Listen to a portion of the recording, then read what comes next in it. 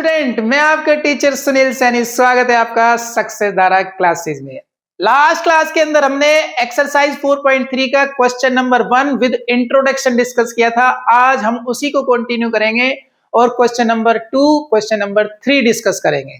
तो चलिए स्टार्ट करते हैं। Question number, find the value of K for each of the following quadratic equation so that they have two equal roots.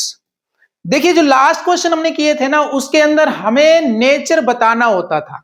यहां पर nature दिया हुआ है, आपको साफ साफ लिखा है they have two equal roots, यानी आपको इस बार नेचर पता है। और मैं आपको ये कई बार समझा चुका हूं कि सॉल्यूशन का रास्ता गिवन से जाता है, और यहां गिवन क्या है भाई? Nature of the root given है। तो चलिए सबसे पहले अपनी इक्वेशन को कंपेयर करते हैं यहां पर, और ए बी सी की वैल्यू निकालते हैं। तो कंपेयरिंग विद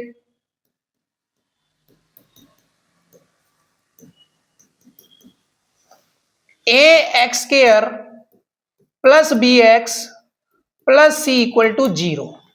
तो जब हम यहां से कंपेयर करेंगे, देखिए ए की वैल्यू आ गई हमारे पास 2, बी की वैल्यू आ गई हमारे पास के, और सी की वैल्यू आ गई हमारे पास 3।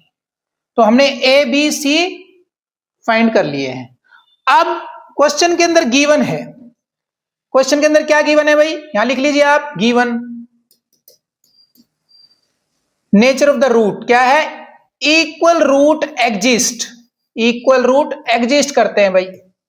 और इक्वल रूट होते हैं तो वहां पर डी की वैल्यू होती है 0, और डी का मतलब होता है B square minus 4ac equal to हो गया 0। यहां पर बी और ए और सी की वैल्यू आप पुट कर दो, तो बी की वैल्यू हमारे पास है के, ये हो जाएगा के स्क्वायर, 4 की जगह 4 और ए की जगह 2 और सी की जगह 3 इक्वल टू 0। राइट, यहां से देखो अब आप, ये इक्वेशन हमारी बन रही है भाई के स्क्वायर माइनस 8 3 जा 24 इक्वल टू 0। अब यहां से के की वैल्यू निकालने के दो तरीके बनते हैं। मैं दोनों तरीके आपको बता देता हूं, आप कोई सा भी एक तरीका अपना सकते हो। तो चलिए, पहला तरीका तो ये कि आप क्या करें, यहां पर जो के है ना, के स्क्वायर है, तो इस वाली टर्म को भी आप ना स्क्वायर में बना लो। अब स्क्वायर में बनाने के लिए हमें क्या करना पड़ेगा? रूट 24 लिखना पड़ेगा, और उसके ऊपर लगा देंगे हम स्क्वायर। और अब आप ध्यान से देखो, ये एक आइडेंटिटी बन रही है ए माइनस ए स्क्वायर माइनस बी स्क्वायर की आइडेंटिटी। वो क्या होती है भाई? ए माइनस बी, ए प्लस बी। हम लिखेंगे यहां पर के माइनस रूट 24, और भाई इधर के प्लस रूट 24। ठीक है। अच्छा, मैंने आपको यह भी बताया है कि जब भी आपके पास रूट में कोई बड़ी टर्म आती है तो उसको क्या करें आप? मिक्स फ्रैक्शन में, यानी उसको फैक्टर बना के सोल्व कर लें। तो 24 को आप सोल्व करेंगे तो ये आएगा 2 इंटू 2, और ये हो गया भाई 2 2 जा 4, 4 2 जा 8 इंटू 3। इसी तरह से आप यहां भी कर सकते हैं, के प्लस और भाई रूट में 2 इंटू 2 इंटू 2 इंटू 3।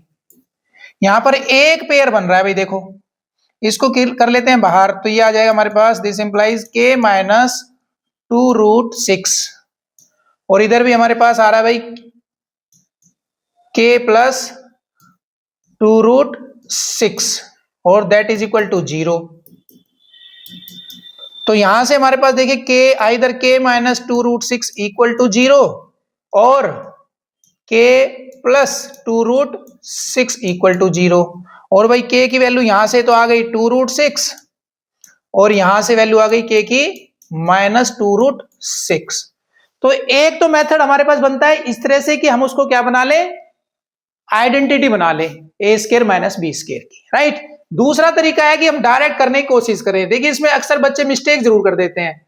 मैं यहां लिख लेता हूं के स्क्वायर माइनस 24 इक्वल टू 0, और भाई मैं क्या करूं, के स्क्वायर यहां रख लेता हूं, 24 यहां ले जाता हूं। अब ध्यान दीजिएगा, के जब यहां से निकाला जाता है ना, ये स्क्वायर जब इधर जाता है, तो यहां हम ऑलवेज प्लस माइनस का साइन लगाएंगे। अगर नहीं लगाओगे तो फिर मिस्टेक हो जाएगी, आपकी आंसर मैच नहीं करेगा। ध्यान रखिएगा, स्क्वायर जब राइट साइड में जाता है तो रूट बनेगा, और रूट बनेगा तो साथ साथ यहां पर आपने प्लस माइनस लगा लेना है। वास्तव में ये इसी से डायरेक्ट आया हुआ है, सिर्फ ये हम डायरेक्ट करके टाइम बचा सकते हैं। तो यहां पर हमारे पास आ गया भाई, अब इसके आप बना लो फैक्टर, और फैक्टर अभी बनाए थे मैंने आपके सामने लेफ्ट साइड में, तो बनेंगे 2 रूट 6, तो देखिए k की वैल्यू आपके पास 2 आ गई यहां पर, एक +2√6 और दूसरी -2√6। तो ये पार्ट आपका हो गया। अब देखते हैं सेकंड पार्ट।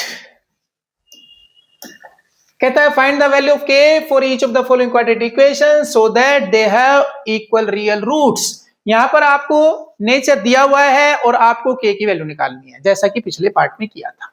तो चलिए सबसे पहले देखो, ये इक्वेशन जो है ना हमारी स्टैंडर्ड फॉर्मेट में नहीं है, तो इसको पहले स्टैंडर्ड फॉर्मेट में बनाओ। ब्रैकेट ओपन कर लो भाई, ये हो गया जी kx² -2kx + 6 = 0।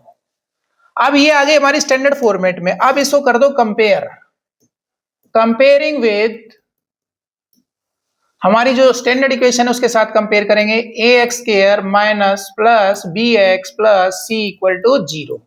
यहां से आप a की वैल्यू निकालेंगे तो a की वैल्यू k आ जाएगी, b की वैल्यू आपके सामने है, b की वैल्यू आएगी -2k और c की वैल्यू आएगी 6। नेचर ऑफ द रूट आपको दिया हुआ है क्वेश्चन के अंदर, तो आप लिख सकते हैं अकॉर्डिंग टू क्वेश्चन, ठीक है, या since roots are real, roots are equal. और इक्वल के लिए d = होता है 0, यानी दिस इंप्लाइज b² - 4ac = 0। यहां पर a और b और c की वैल्यू पुट कर दे। आप b की जगह रखिए -2k, -4, a की जगह रखें k और c की जगह रखें 6 = 0। चलिए इसको इधर सोल्व कर लेते हैं। तो ये हमारे पास हो गया 4k² -24k = 0, right. This implies, यहां से आप 4k कॉमन ले सकते हैं, ये हो गया जी k -6 = 0। This implies either 4k = 0। कई बार स्टूडेंट क्या करता है ना, k को इधर ले जाए खत्म कर देता है, कभी कभी आपका आंसर जरूर मैच कर जाएगा लेकिन वो सही मेथड नहीं होता है। तो आइदर 4k = 0 और k -6 = 0। तो भाई k की वैल्यू 0 आ रही है या फिर k की वैल्यू 6 है। अब इनमें से दोनों में से करेक्ट कौन सी माने, क्या ये दोनों ठीक है या फिर एक रॉन्ग है। तो देखिए यहां पर इस वैल्यू को हम रिजेक्ट कर देंगे, क्योंकि अगर हमारे पास k 0 हो जाता है तो यहां पर x की टर्म और x की स्क्वायर की टर्म क्या हो जाएंगी, खत्म हो जाएंगी, राइट। तो विच इज नॉट पॉसिबल, तो ये हम रिजेक्ट कर देंगे और हम लेंगे सिर्फ k की वैल्यू 6। तो we will say k = 6, right. तो ये पार्ट भी आपका कंप्लीट हो गया। चलिए अब देखते हैं क्वेश्चन नंबर 3।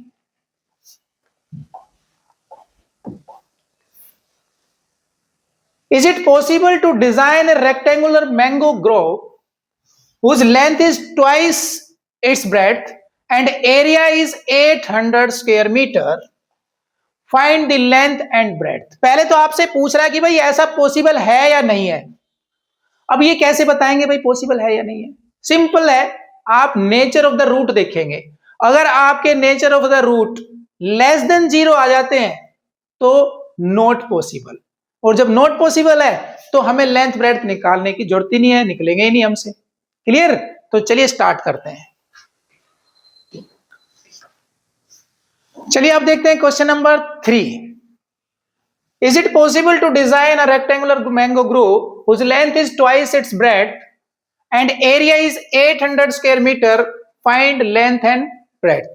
देखिए क्वेश्चन के अंदर आपको यह बताना है कि क्या इस तरह का रेक्टेंगुलर मैंगो ग्रुप पॉसिबल है। अगर वो पॉसिबल है तो उनकी लेंथ और ब्रेड्थ बताइए, राइट। तो सबसे पहले आप एक काम करें, एक रफ रेक्टेंगुलर ग्रुप बना लो। लो जी हमने बना लिया एक रेक्टेंगल।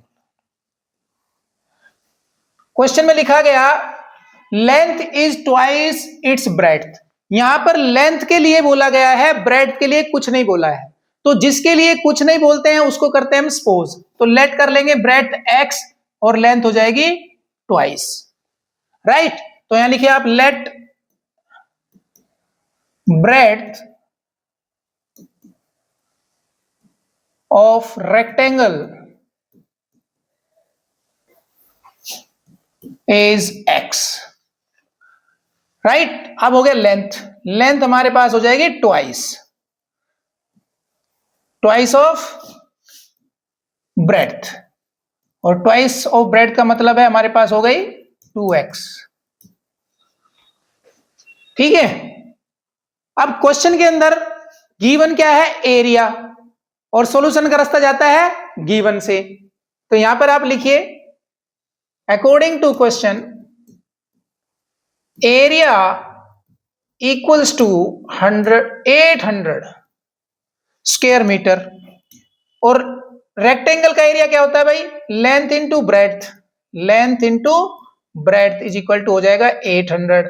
हमारी लेंथ है भाई 2x और ब्रेड्थ हमारी है x इक्वल टू 800। यहां से आप देखिए ये इक्वेशन बन रही है 2x स्क्वायर इक्वल टू 800, और भाई ये बन गया हमारे पास 2x स्क्वायर माइनस 800। अब हमें यहां से पहले नेचर पता करना है कि भाई वास्तव में रूट्स रियल हैं या नहीं। अगर रूट्स रियल हुए तो पॉसिबल है रेक्टेंगल बनना, राइट, और अगर रूट्स रियल नहीं हुए तो हम बोलेंगे नॉट पॉसिबल। समझ गए? तो चलिए पहले पता करते हैं नेचर ऑफ द रूट। तो हमें पता है भाई डी क्या होता है, यहां पे पहले कंपेयर कर लो। कंपेयर करने से पहले देखो ये इक्वेशन आपकी स्टैंडर्ड फॉर्मेट में लग रही है क्या, मुझे नहीं लग रही है, तो मैं इसको बना लेता हूं स्टैंडर्ड फॉर्मेट में। देखो स्टैंडर्ड फॉर्मेट में कैसे बनाते हैं, ध्यान दें, जो टर्म मिसिंग है ना, अब यहां पे देखो x वाली टर्म नहीं है, उसकी जगह आप लिख लो 0x, मिसिंग टर्म लिख लो, कोई टेंशन नहीं होती है, बाकी जो बच गई वो लिख लो। ये हो गया जी हमारा स्टैंडर्ड फॉर्मेट। अब इस स्टैंडर्ड फॉर्मेट की इक्वेशन को कर लेंगे कंपेयर। तो चलिए बोर्ड पर इधर चलते हैं। नाउ कंपेयर,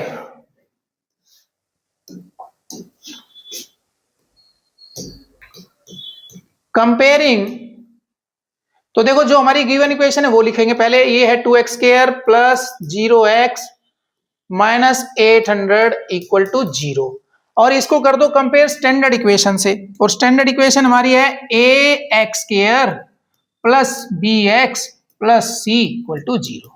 यहां से a की वैल्यू आ गई भाई 2, b की 0, और c की वैल्यू आ गई माइनस 800।